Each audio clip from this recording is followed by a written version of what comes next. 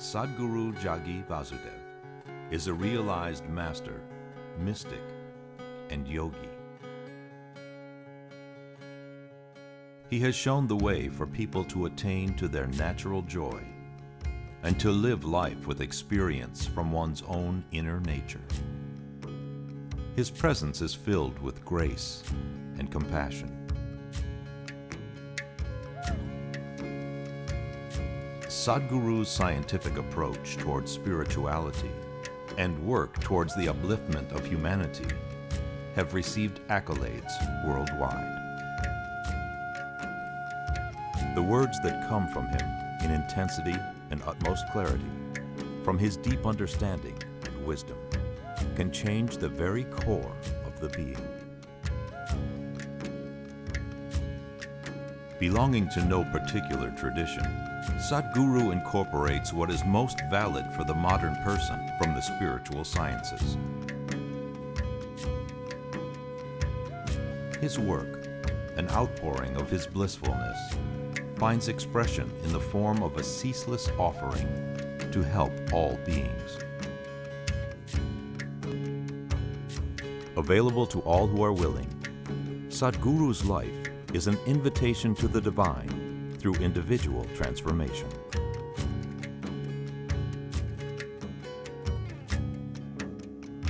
Welcome to the silent revolution of self-realization.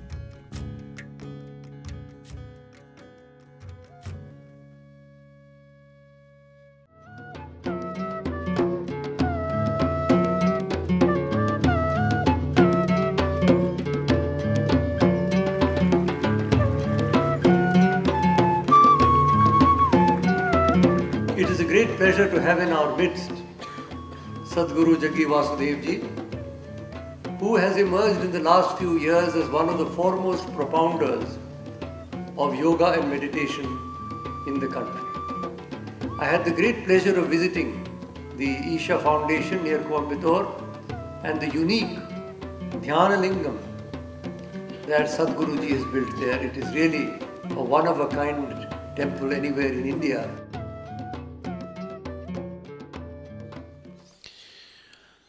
Why we are referring to the mind as a circus. Circus is not a mess. Circus is a very coordinated activity, made to look like a mess. Deliberately made to look like a mess, but an extremely well-coordinated activity. That's what circus is. So on one level, it is a mess. On another level, it is a highly coordinated activity.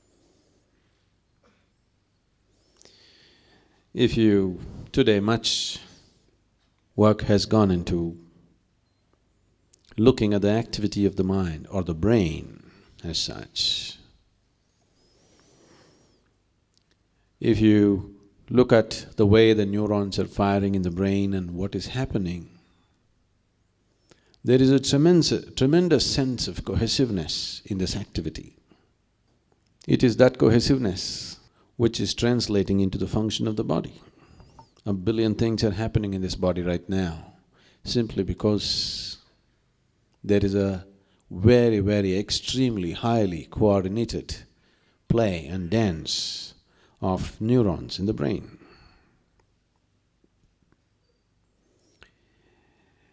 But mind as an experience for people, in most people's experience, unfortunately, it's become a mess.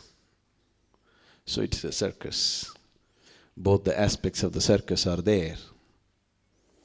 Even the clown in the circus is a gymnast, hugely coordinated, but he's made to look like a clown. So the outer expression may be that of a clown, but he's hugely talented and balanced in his activity. That is the experience of most people when it comes to their mental activity. So what is the possibility of this circus? How the circus can take you to great heights how this circus can also render you to the depths of hell within yourself. Both are possible. Both these possibilities are very much alive for every one of us right now.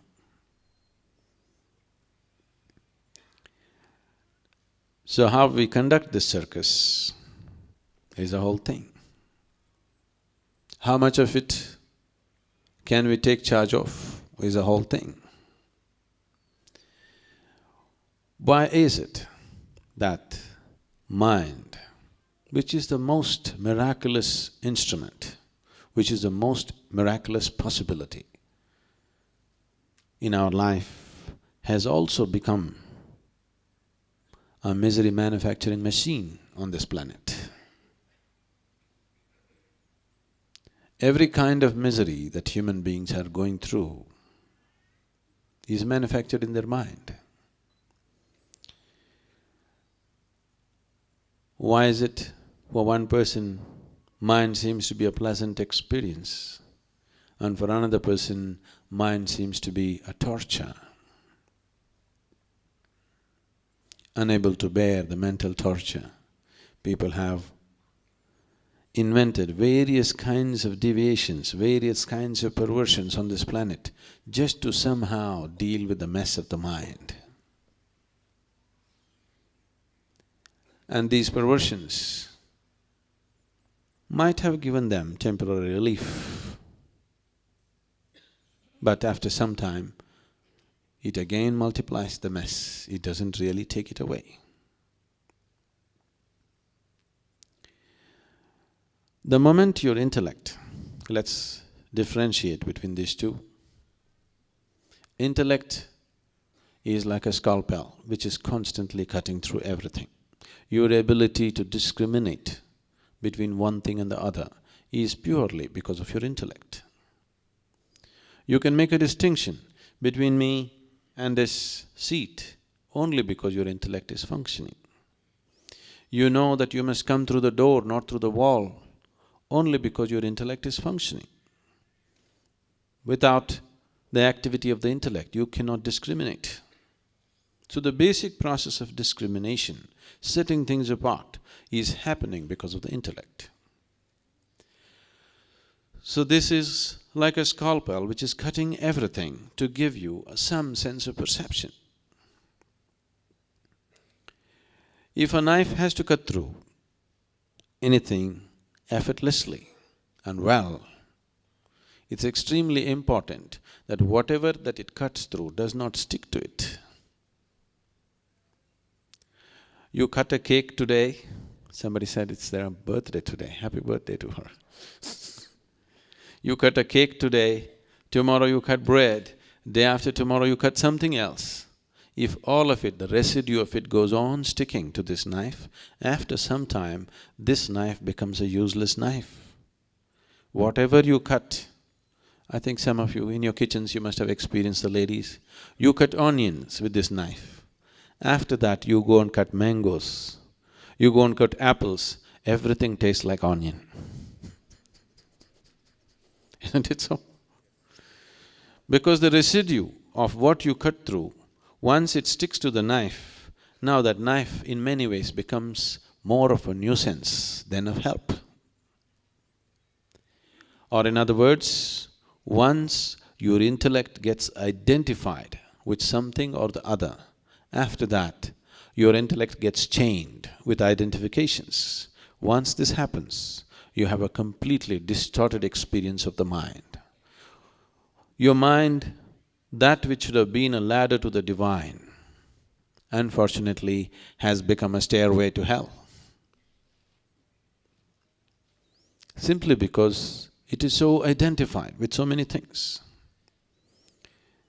People keep telling me this, Sadhguru, for you, the biggest thing in your life just happened unasked.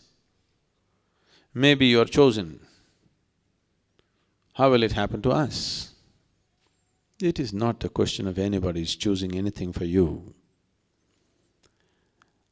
It is just that if you keep your intellect unidentified with anything, starting from your body, if you do not even identify yourself with a body, that if you do not look at yourself not even as a man or a woman, your family, your qualifications, your society, your caste, creed, community, nation, whatever, a million other identifications that you take on in your life.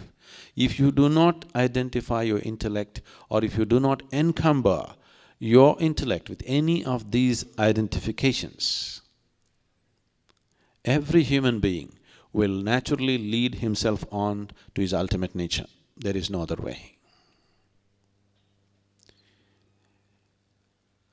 When we started the home school, the first questions that came up is this going to be a spiritual school? Are you going to teach them spirituality?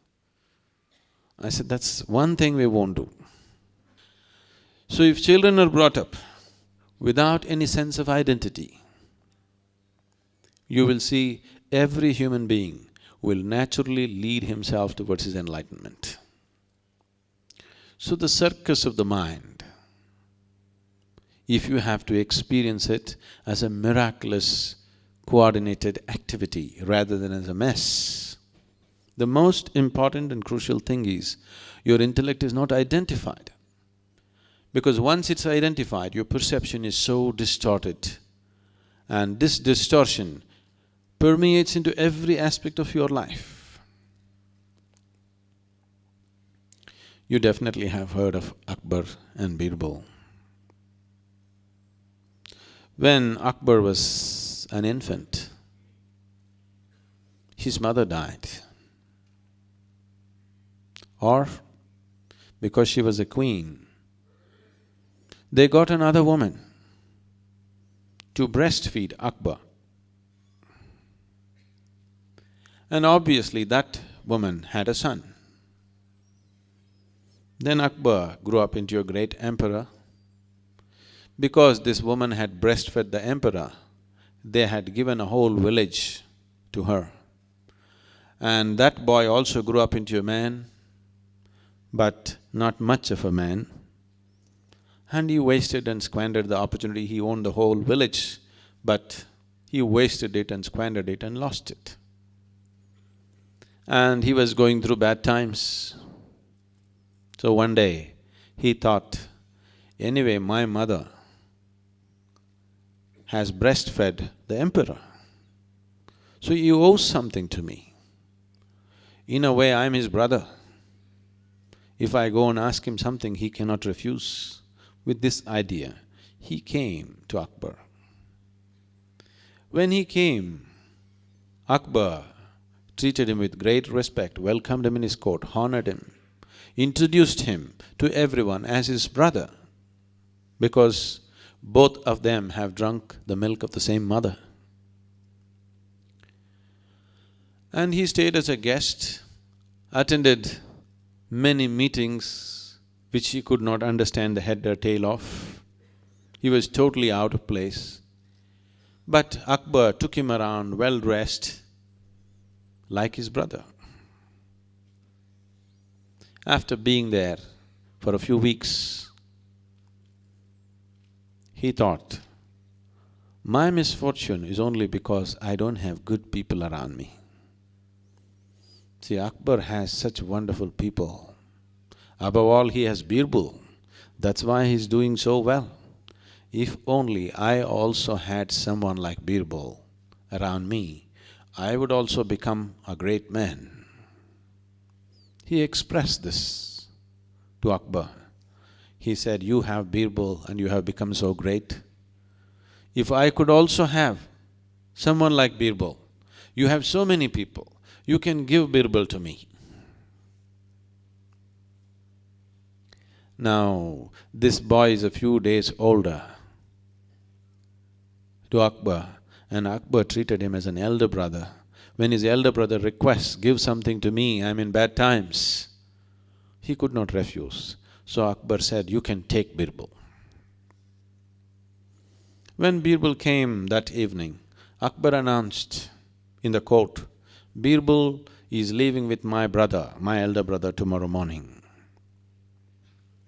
Birbal looked at this situation that he has to go with this fool to the village. And Birbal immediately said, "Oh, Your Majesty, your elder brother definitely needs wise company, but I have a better idea. I can send my elder brother with him." "Is that okay?" they asked. So that man looked at this, if Birbal is so wonderful, his elder brother must be even more wonderful. He said, "That's fine with me, I'll take Birbal's elder brother. He must be even better." So Akbar also was relieved because though he wanted to be generous to his brother, he did not want to lose Birbal. He was also relieved. So next day morning, in the court, grand send-off is being organized. Birbal came into the court with a bull on the tow. Akbar said, "What is this?" Birbal said, "This is my brother. We drank the milk of the same mother."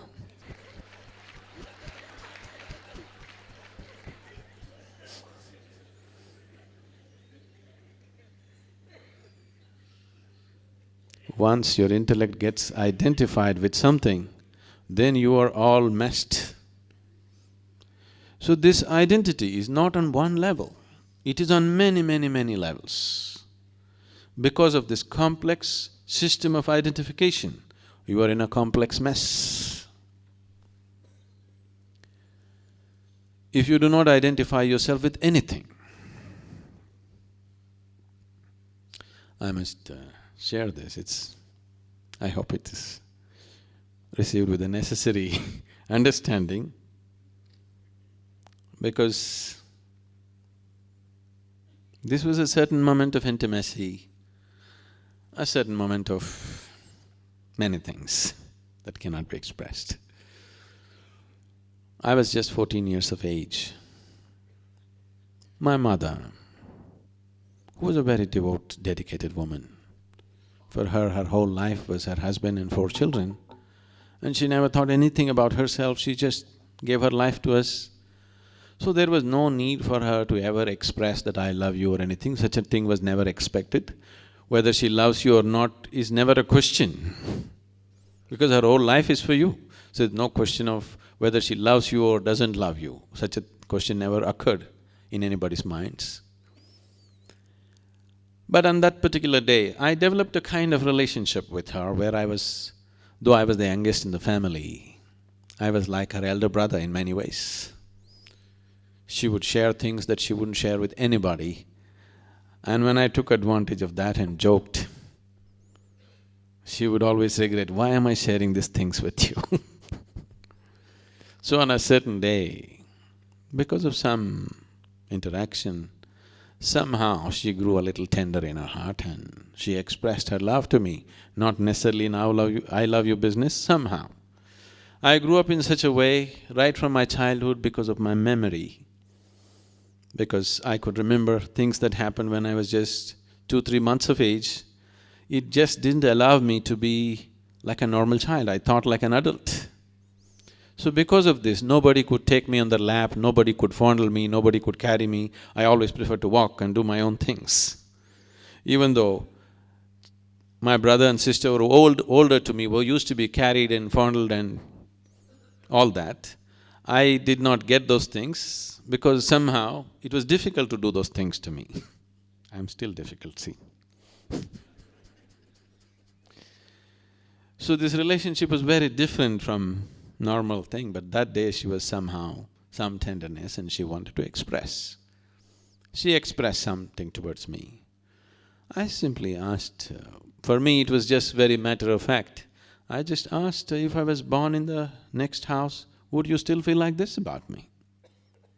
She just broke down, it hurt her very much. She broke down and went away. I didn't intend to hurt her, I just asked a simple question, which these questions are constantly going on in me about everything, not just about one thing. And after some time, she came, still tears in her eyes, she came and fell at my feet, and then she went away. I said, that's good for her, some kind of realization within herself. Why I'm saying this is, our ways of thinking and feeling are so deeply identified with things we are associated with. Our body, our parentage, our children, our wife, our husband, our home. Not just that, with just about anything, isn't it? With just anything and anything. I remember my grandfather used to always eat in a gold-rimmed plate. He was a rich man and a very proud man.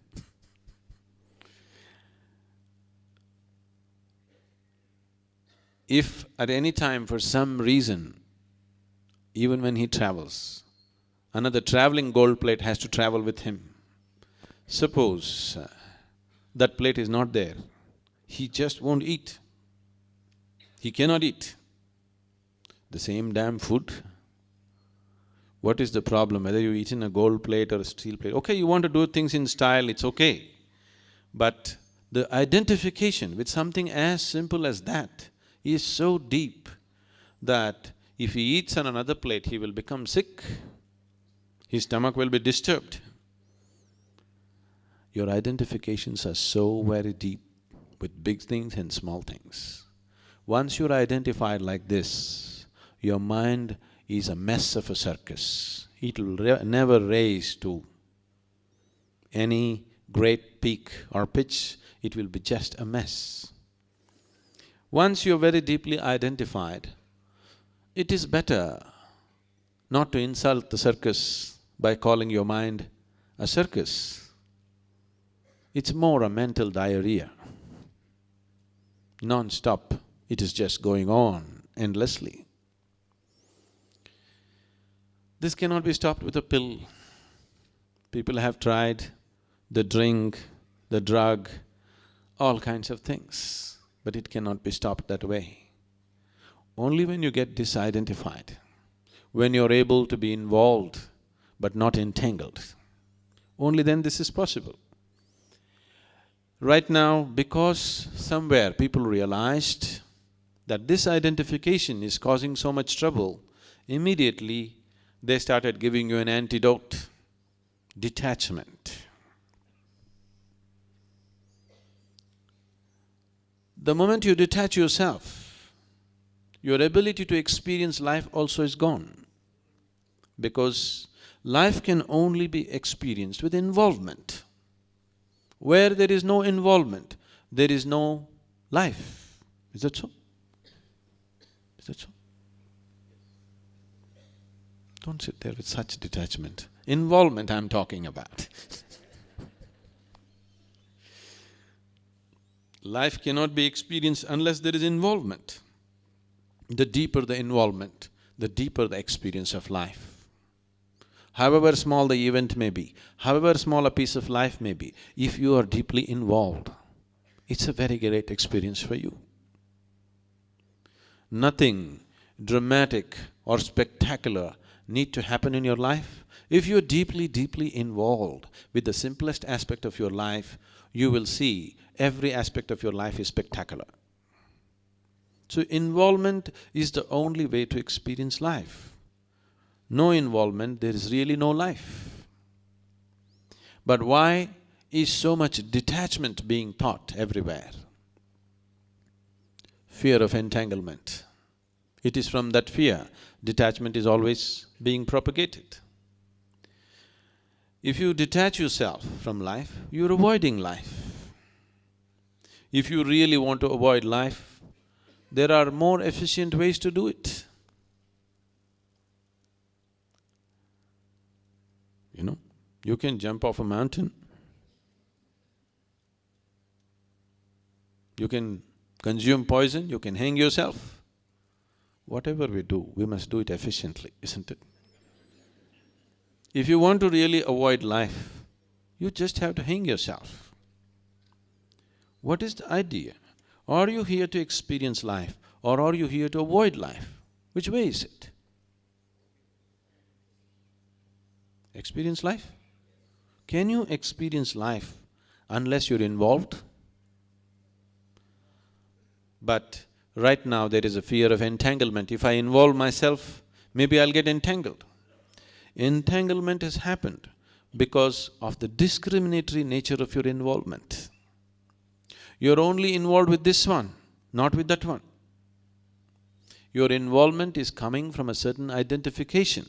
I am involved with this person because this is my wife, this is my husband, this is my child, this is my home, this is my that. It is coming because of a certain identity. Otherwise, there's no involvement with life. It is the identification which is causing the entanglement, not the involvement. If your involvement is beyond your identification, you will see involvement brings absolute joy of life. If your involvement was indiscriminate, you were simply involved with every life around you just the same way. The very air that you breathe, the very land that you're standing on, if you are deeply involved, you will see involvement enhances life in a tremendous way. If life is not enhanced within you, all the higher possibilities of life also will never happen to you. In the process of becoming spiritual or trying to be spiritual, lot of people have become like goats. I don't want to insult the goats. Because if you practice how not to be involved with life, then slowly you will become more and more lifeless, less of life as days go by. Too much of mind, very little of life. As life recedes in you, you will see nothing fantastic can ever happen. Only if life is exuberantly happening within you, it can carry you to higher possibilities. So mind is not a cap on life. Mind is a way to liberate life. Just now also, everywhere you go, you must control the mind. Your mind need not be controlled. Your mind needs to be liberated. But unfortunately, we are always thinking of controlling the mind. People are talking about, I want to become no mind. It's a very misunderstood concept. It took millions of years to evolve this mind. Why do you want to become no mind now? Simply because you are not able to handle the torture of your mind. If your mind was ecstasy, would you want to become no mind? If your mind was the means to your blissfulness, would you want to become no mind? Only because it's become a mess, you want to become no mind, isn't it? Only because you're seeing it as a barrier, not as a stepping stone, you want to become a no mind. Mind is not a barrier. Mind is a tremendous possibility. It is because without addressing and understanding the fundamental nature of the mind, we are trying to go about handling it, this problem has happened.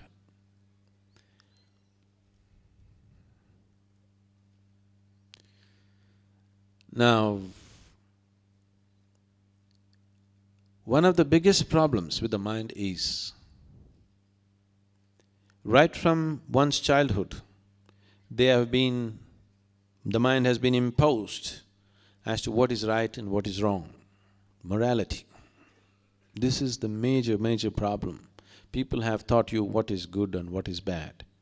Because good and bad are very strong points of identity, very strong. Whatever you consider as good, you naturally get identified with it. Whatever you consider as bad, you naturally repelled by it. You having aversion to something and you having attraction towards something is the basis of identification. Whatever you are averse to, it dominates your mind. Now this is the nature of your mind. If you say, I do not want something, only that happens. In this mind, there is no subtraction or division. There is only addition and multiplication. You cannot take away anything by force from this mind. Now, this does not need any enlightenment. If you just close your eyes for a minute and look at it, you can see you cannot do anything by force. Now somebody told you, this is good, this is evil, do not think about the evil. Now that's a full-time job. There is nothing else going on. The moment you identify something as good and you identify something as bad, you getting identified with the good and having aversion for the bad is a natural process. If you have an indiscriminate sense of involvement with everything, involvement need not necessarily mean that you have to go and do something. You can just look at people and be involved, isn't it? You can just look at the sky and be involved. You can look at every life and be involved. You can close your eyes and still be involved. Involvement is not an act. Involvement is a certain willingness with life. You have become willing to the process of life.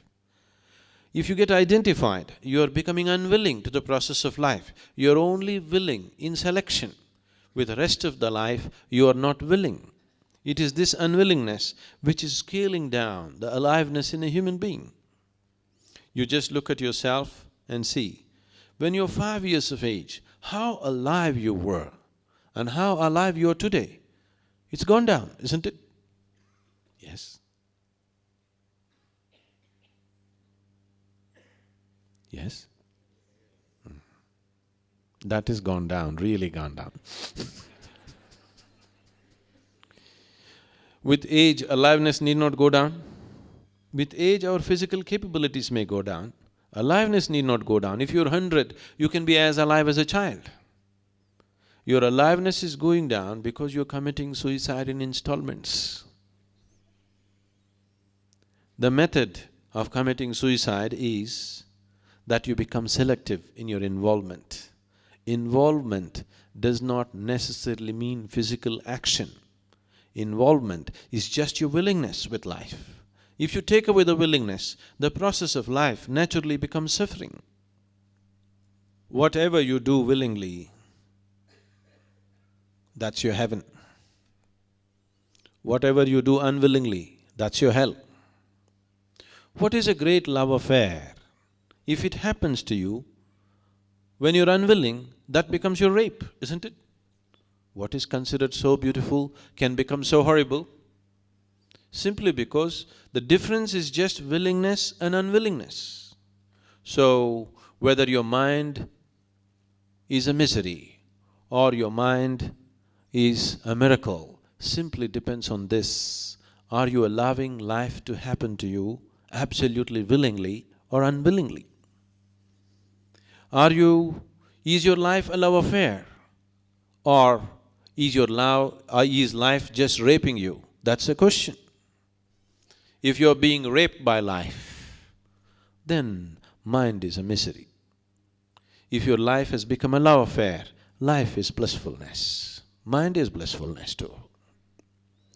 So it is because of selective involvement, it is because of a certain identification with something or the other that you become selectively involved. When the other things that you're not identified with happen to you, you feel raped by life.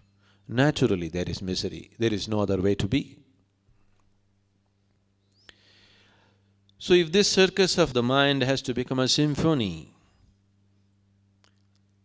if it has to raise to its crescendo, one of the foremost things is, suppose in the circus you have seen the trapeze artists. The trapeze bars and the trapeze ropes are always tied in such a way, only if they go full swing, they get to reach each other. If they're little unwilling, or any one of them is unwilling, circus will collapse, isn't it? They must go all out, all out, all out. Otherwise, it cannot happen in a beautiful way. That is so with you. Are you going all out with life? If you're going all out, that itself will settle the mind. You are going with indiscriminate involvement with life, with everything, absolutely involved.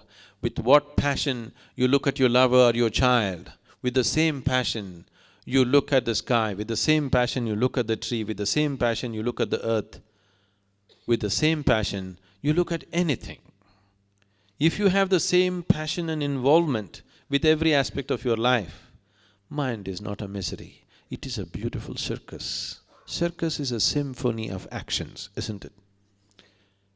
Tremendously coordinated, but it can become an absolute mess if that coordination is lost, if the trapeze artists are not willing to swing all the way. They want to be safe, so they will go only half the way. Now there is no circus, it's finished. So we did not say circus is a negative thing. Circus is a hugely coordinated symphony of actions. And that is how the brain is functioning. The accumulated mass of information, which generally we refer to as the mind and its activity, is all coming from that accumulated information. This information has a basis beyond your birth. We will not go into that, let's talk about that which is in your experience. From the moment you are born to this moment, everything that you have seen, everything that you have heard, everything that you have smelt, everything that you tasted and everything that you touched, everything that you perceived through these five sense organs is recorded in your mind. Whether you recorded this, whether it happened in wakefulness or sleep, it is still recorded. This can be very easily done to you. You are fast asleep, and I will say something to you. If we can do certain processes, you will see what you heard in sleep is still there, you can very easily repeat it. In hypnotized conditions, these things have been done as experiments, but in yogic systems we have always been aware of it. Yes. In India, we have been aware of this, you have heard many stories about this. We always thought the best time to put in the best input into a human being is when he is in the mother's womb. So elaborate care was taken about how a pregnant woman should be, in what kind of atmosphere she should be, under what kind of influence she should come, what kind of influence she should not come. She was not even allowed to meet certain people. Only those people who are most loving and wise and intelligent were allowed to meet her. Any kind of negative emotions, any kind of negative situations, she was not exposed to, because that is a time you can teach. The child is in deep sleep, just forming. Because there is such a sense of deep sleep, it's very easy to teach. Now when you're awake, there are any number of distractions. You're listening to me, but you're aware of the body. You're scratching your body, you're looking around, you're doing this, you're doing that. When you're in sleep, all these things are absent. Your absorption is absolute. So everything that you have heard, seen, smelt, tasted and touched, wakefulness or sleep, is recorded. This information is there. Now, how harmoniously we use this information is the effectiveness of the mind, or how much of a mess this information has become is the ineffectiveness or the mess of the mind. To organize this, people have done various things. All kinds of methods and exercises are being brought about in the world. Yes, there are many ways to make minor corrections and make yourself little more effective than before. But if you really want to unleash the mind, not control the mind, if you truly want to unleash the power of the mind, the fundamental thing is your intellect should not be identified with anything. Then your perception comes to such clarity, then mind naturally organizes itself. Nobody has to organize the mind. It is very well organized, naturally it is organized. Only because the perception is so distorted, its function and its outcome also is distorted.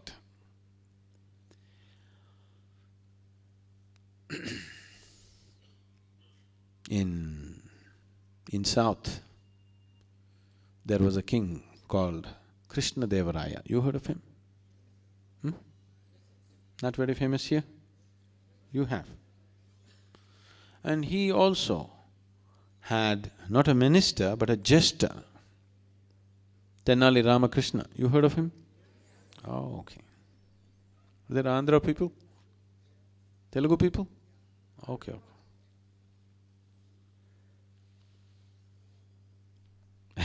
Tenali నుంచి వచ్చినారా? లేదు.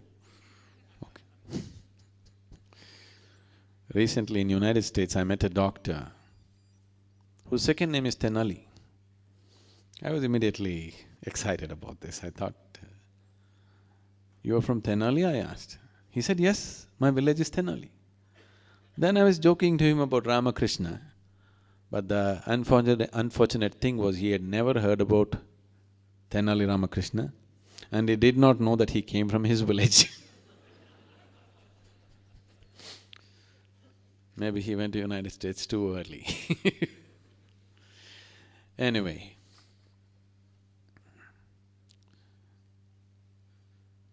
one day Krishna-Dev Raya was having a haircut.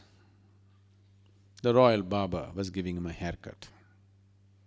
He was civilized, not…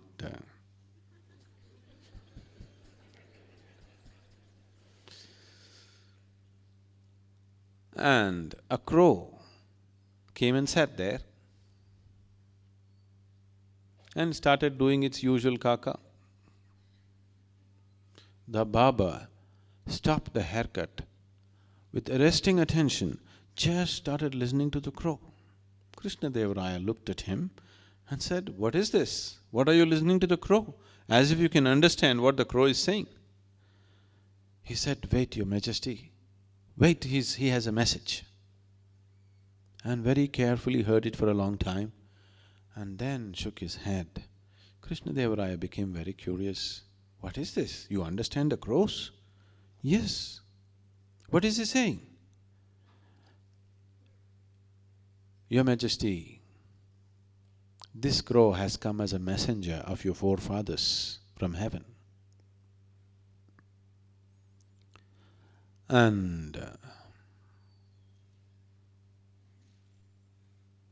what he is saying is that they are in heaven and uncared for. Above all, there is nobody to entertain them. There is nobody to keep them happy. They are there, everything is physically taken care of, but there is nobody to entertain them. So they're really longing for some help from you. That's why they've sent this crow as a messenger. We must send somebody to heaven to entertain your forefathers. How can we leave them like that unentertained? Your forefathers." Krishna-Dev Raya immediately became very emotional.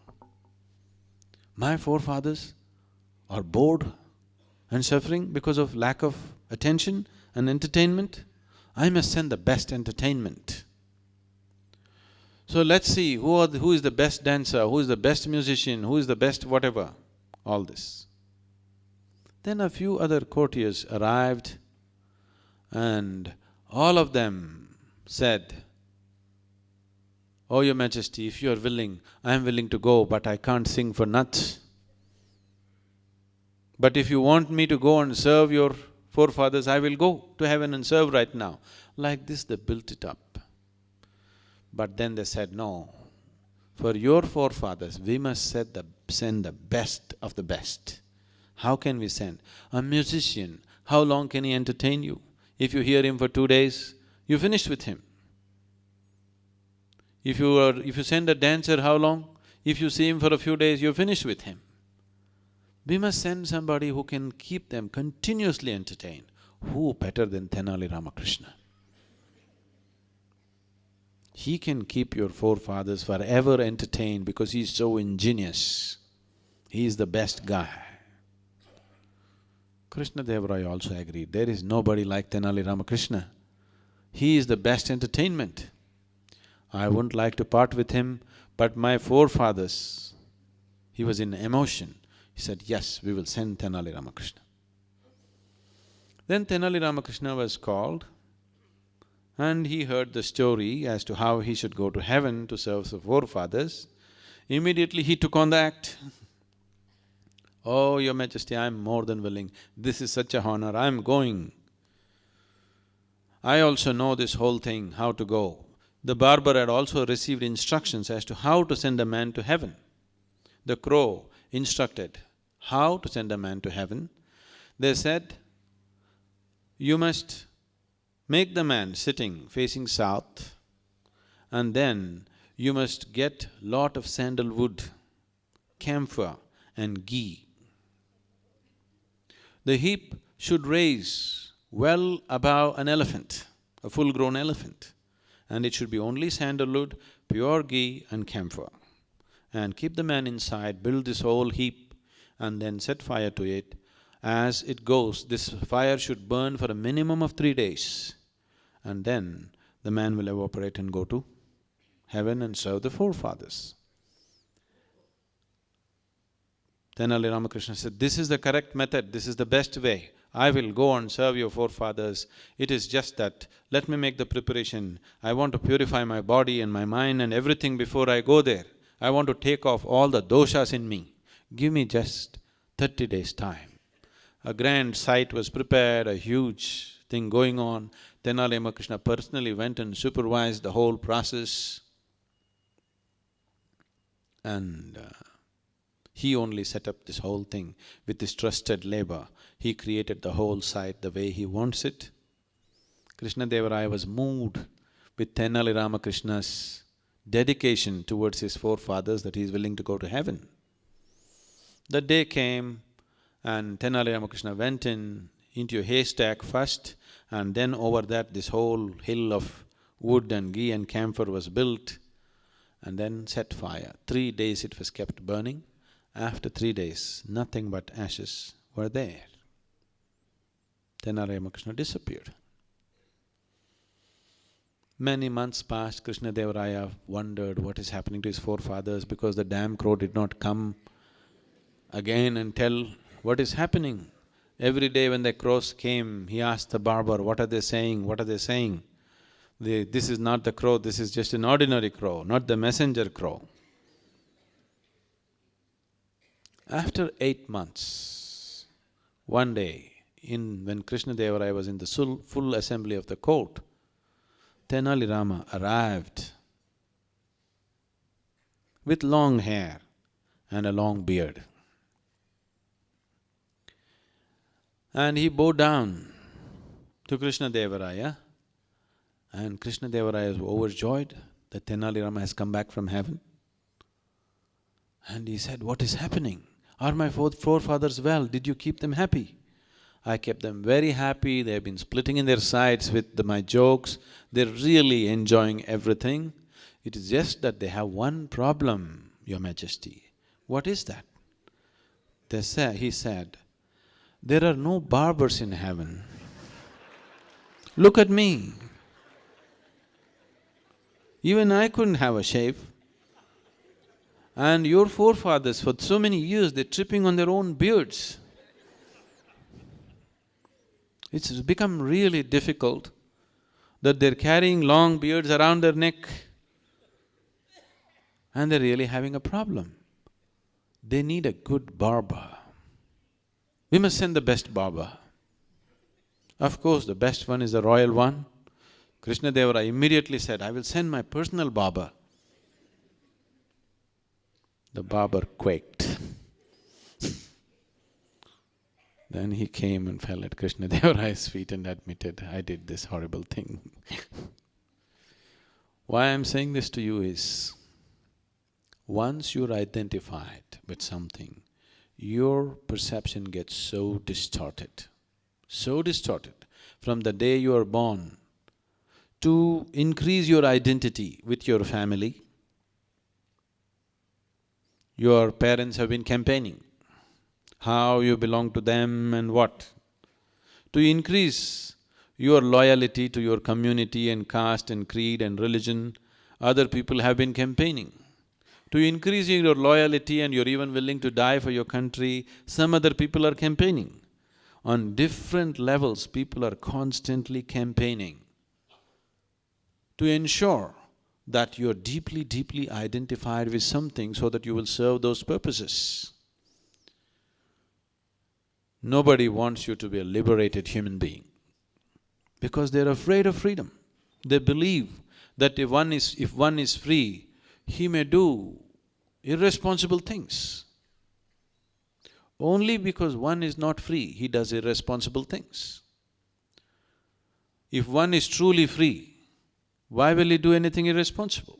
Why will he do anything harmful? He is not free in his mind, that is why he does desperate things, isn't it? He is too identified with himself and nothing else, so he can harm somebody else. If he is not even identified with this one, there is no harm coming out of such a human being. It cannot come out of him. So because of these campaigns, you get so identified and everything gets distorted. We can run a campaign to make you believe just about anything, I want you to know this. If we campaign hard enough, we can make you worship anything, we can make you hate anything, we can make you love anything, we can make you give up your life for anything. It is just that we have to work on your identification. How strong is your identity? That is how much you go, isn't it? Once your intellect is identified, mind is no more a harmonious circus, it's a mess of a circus. The whole system of yoga, the technology of yoga is only towards this. Right now, what we are offering as inner engineering is fundamentally just this. It's not a teaching, it is not a philosophy, it is not an ideology or a belief system or a religion. It is just a technology to create a distinction. If you go into these processes, what they're doing to you is just this. If you sit here, your physical body is here. What you call as your mind is out here. What is you is away from this. Once this little space between you and the activity of the mind, between you and the activity of the body arises within you, now mind is no more a mess. It is a great symphony, it is a tremendous possibility, it can take you to great heights. If this distinction is not there, it is this distinction which unfortunately got misinterpreted as non-attachment or detachment. Yes, you must detach yourself from your body experientially, not detaching yourself from family or people or whatever else from life around you. That's very easy. When they become inconvenient, you can detach yourself. Then a divorce is a detachment, isn't it? A divorce is not a detachment. Detachment means that you have disentangled yourself from the process that you call as body, from the process that you call as mind, because both these things are an accumulation from outside. This body, how did you gather this? Breakfast, lunch, dinner, breakfast, lunch, dinner, breakfast, lunch, dinner and snack. How did you accumulate the mind? All the impressions that you received through the five sense organs became the mind. So these two accumulations, if you have to gather so much accumulation, naturally there must be something more fundamental than that within you, or what you call as yourself, should be something little more than the accumulation that you gathered. So once this distinction arises within you, once you liberate your mind from being identified with anything, then mind is a miracle. Mind is a spectacular circus, not a mess. If you have questions, please. Sadhguru, what is the process for identification? Now, whatever is generally being referred to as a spiritual process, let's understand what that is.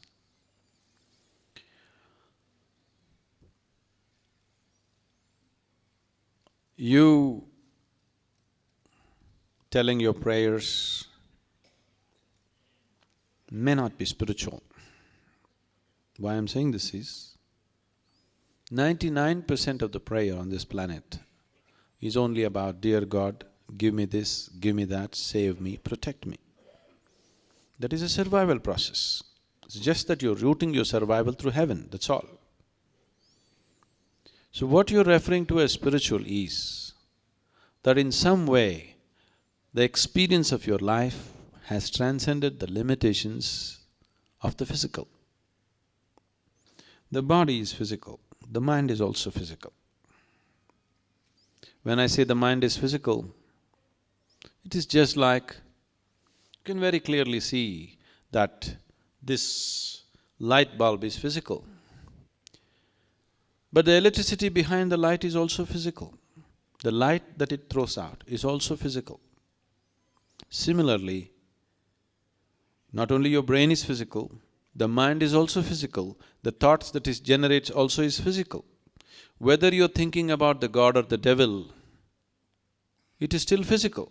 No, I am thinking spiritual thoughts. There is no such thing. Thought is physical. And whatever you think is always coming from a certain accumulated information within yourself. Information is physical. Memory is physical. Gathering of information is always physical, isn't it? It may get subtle, but still physical. So, if your experience of life comes to a point where something beyond the physical becomes a living reality for you, then you're spiritual. In what way is it significant to make this happen? If a dimension beyond the physical becomes a living reality for you, then naturally the body and the mind are two processes that you handle sensibly. You will see, the moment this experience arises within you, the way your physical body reorganizes itself, its capability to reorganize itself is absolutely miraculous. You will see people go through one single initiation, when they come out, their faces have changed. Within a week or two, you will see the very way their body functions will change. The very way they look, you will see there is a difference.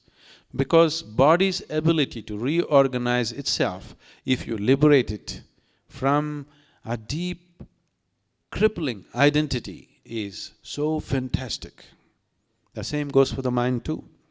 Mind will go through tremendous transformation that may not be visible for other people, but the body's transformation will be clearly visible because it can be easily measured.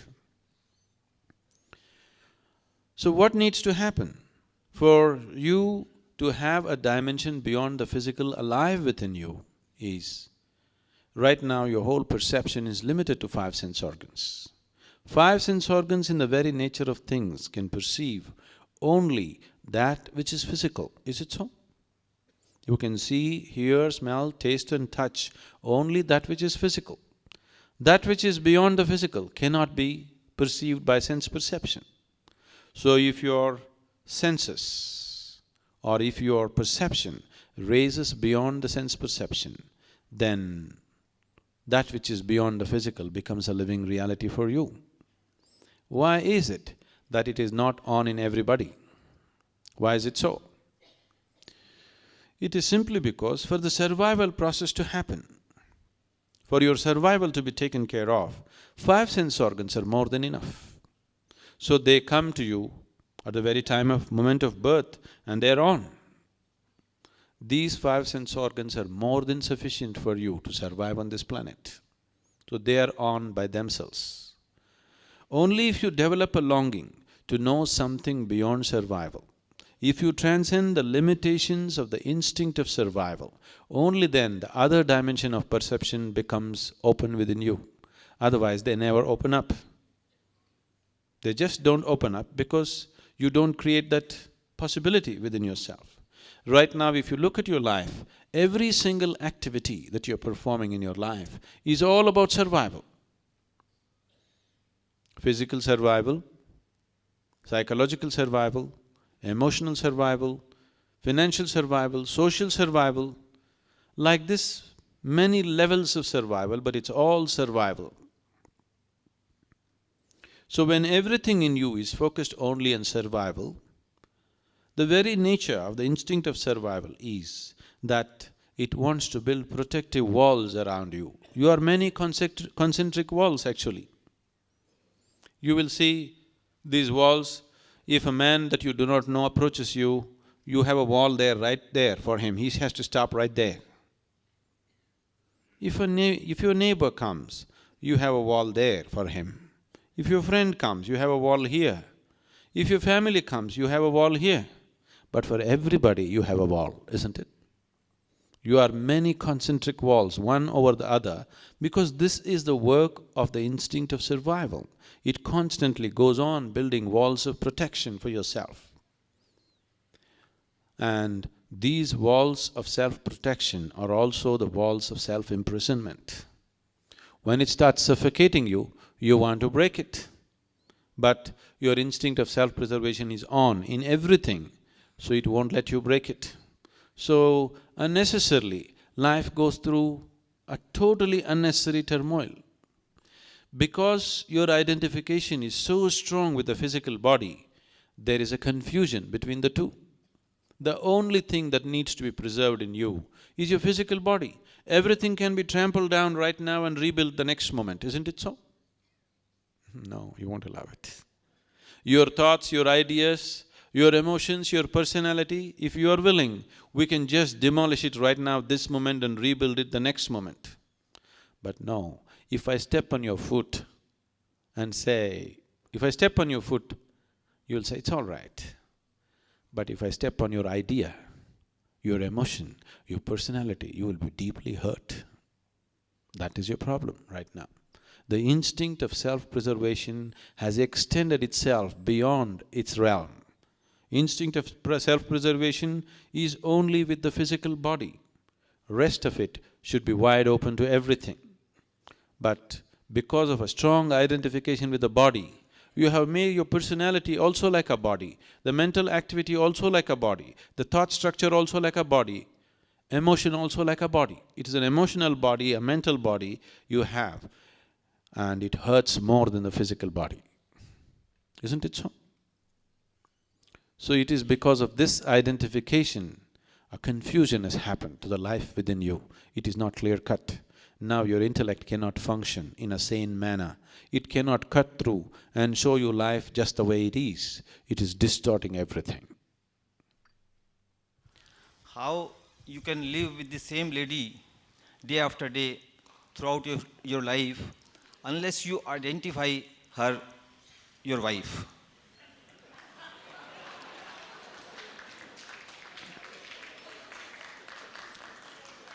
And my second question is… No, we'll handle one at a time. Is she here? She's here, okay. Recently, I was in a place where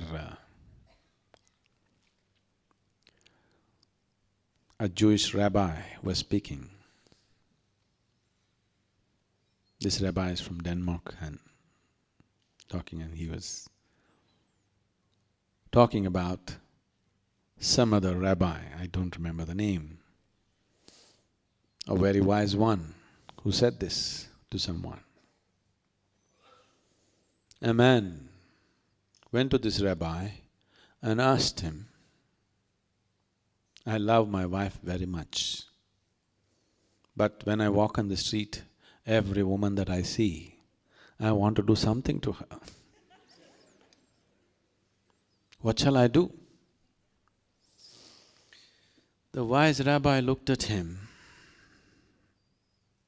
and said, son, it doesn't matter where you work up your appetite as long as you go home and eat.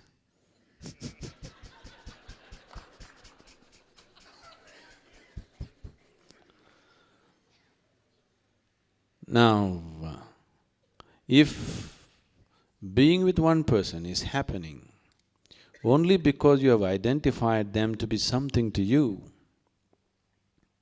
it is a stable structure. It makes a society, but it destroys life. If you're being with somebody because you value that person, you're being with somebody because you love that person, you're being with somebody because you have formed some kind of intimacy and connection with that person, now it's worth being. If you've not done any of this, but you are staying with somebody just because somebody is your wife or somebody is your husband, oh, it is definitely a torture to be with those people. Being with your wife is a horrible thing. If she is a woman that you love, it's a wonderful thing. You can't stand her, but she is your wife, that is a horrible thing. A lot of people have done this to themselves. So, being a husband or wife is a social thing. It is not an individual thing. Individual thing is two human beings have built a certain relationship that they value. That is what is the individual thing.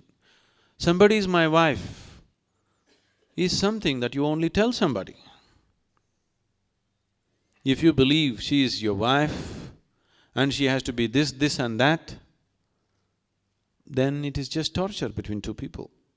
It is only socially you tell somebody, this is my wife. Between the two of you, she must be your lover, otherwise you should not live with her. Yes? Sadhguru, we are conditioned to 14 million frequencies and we see only thing which is within this space and time. Now polarity and identity are simultaneous things. You say get rid of all duality and we get rid of identity, which is physically not possible. And simply because we are conditioned to space and time. Have you ever gone beyond space and time and had the taste of eternal bliss?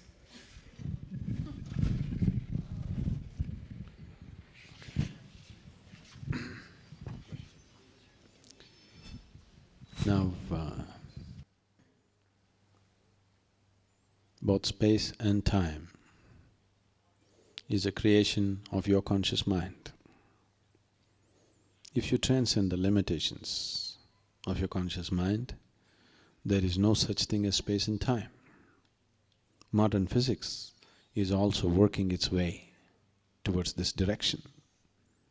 They're talking about 11 different dimensions in the same space. Yoga has always talked about 21 different dimensions in the same space.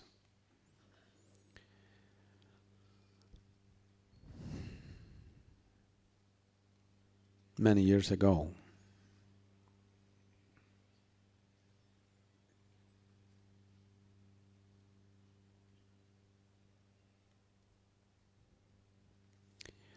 on a certain afternoon, till then I managed my time and space very well. On a certain afternoon, I happened to be sitting on a small hillock which I was involved with, which I loved, which I knew very intimately. Till that moment, I always thought this is me and the rest is the other. I handled the other quite well, but still this was me and that was the other. Suddenly I burst forth into an experience. I did not know which is me and which is not me. What was me was all over the place. The very rock that I was sitting on, the very air that I breathe, the atmosphere around me, everything became me. That doesn't make logical sense. Because if you want to make any kind of logical sense, you need two. Without two, there is no logic.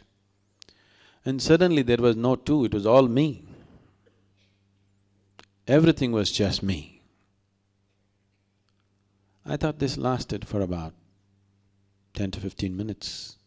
But when I came back to my normal senses, about 4.5 hours had passed. I was sitting there with my eyes open, fully conscious.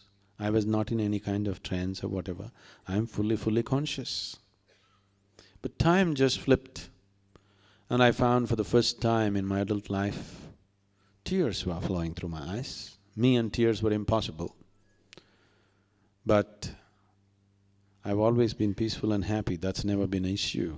But here my shirt is wet with tears and I'm bursting with a completely different kind of ecstasy, which is just the body cannot contain. When I really shake myself to my normal senses and try to understand what is happening to me, The only thing that my mind could say was, maybe I'm losing my balance, maybe I'm just going off. But it is so beautiful, I don't want to lose it for a moment. The next time this happened to me, I was sitting with my family at the dinner table. Actually, it was, in my experience, just 2 minutes. It was only 2 minutes, but 7 hours had passed. This started happening. And one day I just sat down and I thought it's maybe 20-25 minutes, but 13 days had passed. I was sitting right there, eyes open, fully conscious. It never occurred to me that I should eat or sleep or anything. I sat in one place for 13 days, not with any effort, not with any intention, not with any attitude towards attainment or anything. I simply sat down and looked around, 13 days were passed. So time and space is very much the creation of your logical mind. Once you transcend that, there is no time and space. And you don't even have to cross time and space to be blissful. Blissfulness will happen to you in so many ways. Right now, I think there are lots of people here who are practicing Shambhavi Mahamudra. You sit down in the morning, 21 minutes, you become totally blissful. Drunk, but fully aware. Look into my eyes and see I'm stoned all the time, but fully conscious. This moment if I want I can flip, or this moment if I want I can be alert and conduct the situation the way I want. And if you were aware of the culture, as Sri Karan Singh was mentioning, Shiva is known as the Adi Yogi. He was inebriated all the time, he was drunk. At the same time, he's a perfect ascetic, sitting there in absolute meditation and drunk at the same time. This is what it means. And this is how all of us should be, absolutely inebriated but perfectly stable within ourselves. Now, the need for seeking something from outside will completely disappear. Once you're blissful by your own nature, your life becomes an expression of your blissfulness, not in pursuit of happiness. And that's the shift that needs to happen in every life. You are my perfect mirror, you show me what I'm not. In the endless pit of what once was me, layer and layer you peel off me.